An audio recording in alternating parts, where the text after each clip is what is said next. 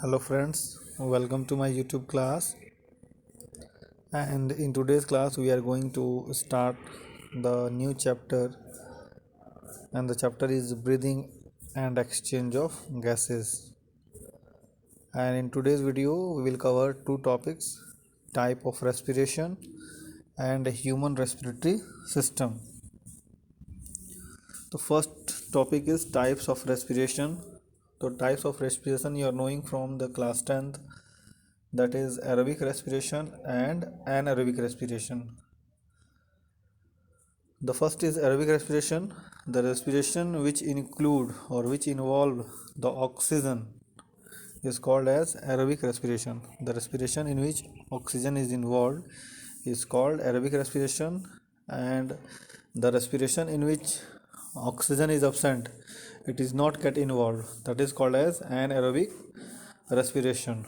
The next difference is कि जो aerobic respiration है वहाँ पे जो भी न्यूट्रिएंट्स हैं उसका फुल यूटिलाइजेशन होता है और एनर्जी मैक्सिमम रिलीज़ होता है, जबकि एनारोबिक रेस्पिरेशन में क्योंकि ऑक्सीजन नहीं है तो जो न्यूट्रिएंट्स हैं उसका यूटिलाइजेशन फुल नहीं हो पाता है और एनर्जी का जो रिलीज़ है वो बहुत ही मिनिमम अमाउंट में होता है. Now respiratory organs in different animals, अलग अलग एनिमल्स में अलग अलग रेस्पिरेटरी ऑर्गन्स हैं. Different animals group have developed different mechanism for breathing, that is for the exchange of gases. अगर लोअर एनिमल्स की बात करें लाइक स्पॉन्जेस, सिनाडेरियंस, प्लेटीहेलमिंथेस, तो the exchange of oxygen takes place by simple diffusion method through their body surfaces. उनके body surface से ही gases exchange हो जाते हैं थ्रू सिंपल डिफ्यूज़न मेथड. उनको कोई भी स्पेशल ऑर्गन नहीं चाहिए होता है रेस्पिरेशन के लिए. फिर थोड़ा सा आगे बढ़ेंगे, जैसे अर्थवॉर्म है तो earthworm respires through cuticle. Cuticles means जो स्किन है उसके थ्रू वो रिस्पायर कर सकता है. और जो इंसेक्ट्स हैं वो उनके पास डेवलप्ड ऑर्गन्स होता है, that is called as spiracles. तो स्पायरिकल्स से वो रिस्पायर करते हैं. फिशेस की बात करेंगे तो फिशेस रिस्पायर्स थ्रू देयर गिल्स. और अब बात करते हैं टेरेस्ट्रियल एनिमल्स की, तो terrestrial animals have developed lungs for the respiration. So these are the different organs in the different animals for respiration.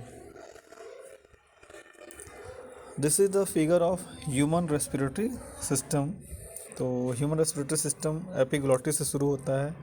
Epiglottis you are knowing, that is the covering of glottis, a flap like organ that covers the glottis, and glottis is opening to the larynx, and larynx is also called as voice box, जिसके through air respiratory system में inter करता है. उसके बाद आता है trachea. Trachea cartilage के ring से बना हुआ ऑर्गन है जिसके थ्रू एयर आगे आता है. And then you can see lungs. तो इसको हम लोग फर्दर आगे पढ़ते हैं. तो means this is the figure और diagram of the human respiratory system. Human respiratory system. Human respiratory system may be divided into two major components, that is conduction of the gases and exchange of gases. Conduction of gases मतलब कि body के अंदर gases कैसे जा रहे हैं और फिर कैसे आ रहे हैं. और एक्सचेंज ऑफ गैसेस मीन्स कि वो ऑर्गन जो एक्चुअल में हमारे बॉडी के साथ गैसेस को एक्सचेंज कर रहे हैं. मीन्स CO2 को ले रहे हैं, सॉरी मीन्स ऑक्सीजन को ले रहे हैं और CO2 को रिलीज़ कर रहे हैं. तो कंडक्शन ऑफ गैसेस में कौन कौन से पार्ट्स हैं जो इन्वॉल्व हैं.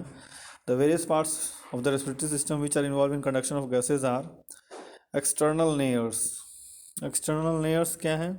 These are the pair of slits, SLIT, slits means small hole at the lower end of the nose. जो हमारे नाक के अगले सिरे पर दो ओपनिंग्स हैं, जो दो होल हैं, that is called as external layers.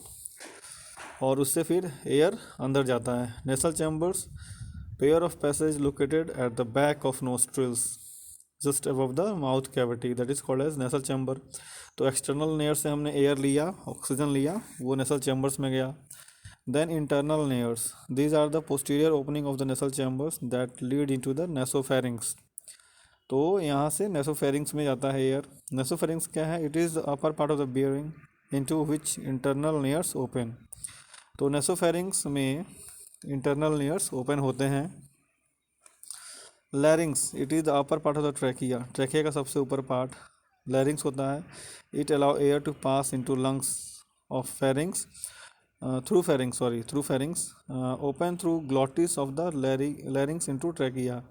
तो जो लैरिंग्स का ओपनिंग है ग्लॉटिस, उसके थ्रू फिर ट्रैकिया में एयर जाता है। The glottis are guarded by flap like organ called epiglottis. तो ये जो ओपनिंग है ग्लॉटिस, ट्रैकिया का जो ओपनिंग है जिसको हम ग्लॉटिस बोलते हैं, वो फ्लैप लाइक ऑर्गन एपिग्लॉटिस से कवर रहता है। और कवरिंग इसलिए ज़रूरी है ताकि जब हम फूड खाएं तो फूड का कोई भी पार्टिकल विंड पाइप में ना जाए। जब भी हम खाना खाते हैं और खाना जैसे ही हम लोग अंदर निकलते हैं, at that time the epiglottis closes the glottis to prevent the entry of food particles inside the larynx. और अगर कभी गलती से खाना खाते समय हम लोग बातें कर रहे हैं या बात करते हुए खाना खा रहे हैं तो फूड पार्टिकल्स लैरिंग्स में जाने की कोशिश करता है, जिसके चलते हम रिफ्लेक्स एक्शन होता है जो कि हमको सरकता है। तो जो भी फूड पार्टिकल्स अंदर जाने की कोशिश करता है वो बाहर आ जाता है। Now trachea, it is thin walled tube which extend up to mid of chest cavity which passes the air to the alveoli। तो trachea mid of the chest cavity तक जाता है जो कि एल्वेलाई में एयर पहुंचाने का काम करता है। प्राइमरी और सेकेंडरी ब्रोंकी, तो जो ट्रैकिया है जैसे ही मिड चेस्ट तक पहुंचता है वो दो ब्रांचेस में डिवाइड हो जाता है जिसको हम लोग ब्रोंकी बोलते हैं, and that is called as primary bronchus. The primary bronchus further divides into small bronchioles. तो जो प्राइमरी ब्रोंकस है that enters into the two lungs of the chest cavity. Chest cavity में जो दो लंग्स हैं left और right में, उसमें प्राइमरी ब्रोंकी इंटर करता है। और प्राइमरी ब्रोंकी जैसे ही इंटर करता है लंग्स के अंदर, it further divides into bronchioles, bronchioles में डिवाइड हो जाता है। और इस ब्रोंक्यूल्स को हम लोग बोलते हैं secondary bronchi. And the terminal end of this bronchi, जो ब्रोंक्यूल्स कह लो या सेकेंडरी ब्रोंकी कह लो, उसके जो टर्मिनल एंड्स हैं that are modified as alveoli. तो जो टर्मिनल एंड्स हैं वो एल्वियोलाई से अटैच होते हैं, एल्वियोलाई में जुड़े हुए होते हैं। और एल्वियोलाई ही वो प्लेस है जहाँ पे एक्सचेंज ऑफ गैसेस होता है। तो now exchange of gases, the alveoli and their duct forms the part of respiratory system. It is the site of actual diffusion of oxygen and carbon dioxide between blood and atmospheric air. तो alveoli ही actual site है जहाँ पे carbon dioxide और oxygen के बीच का exchange चलता है।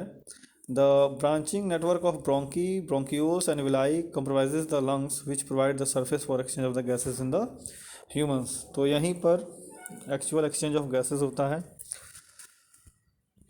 Now lungs, human have two lungs at the right and other at the left side of the chest। तो हमारे चेस्ट कैविटी में एक लेफ्ट साइड में और एक राइट साइड में लंग्स हैं।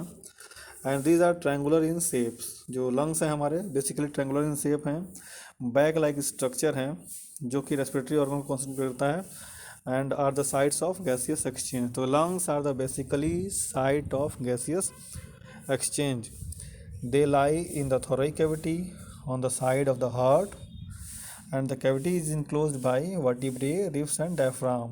तो जो ये thoracic cavity है वो पीछे से अगर बैक साइड से देखें तो हमारा vertebrae है, फिर रिब्स हैं, चारों तरफ से रिब्स से घिरा हुआ है और नीचे से डायफ्राम से घिरा हुआ है। तो ये इनक्लोज होता है तो चेस्ट कैविटी बनता है और चेस्ट कैविटी में ही लंग्स लोकेटेड हैं।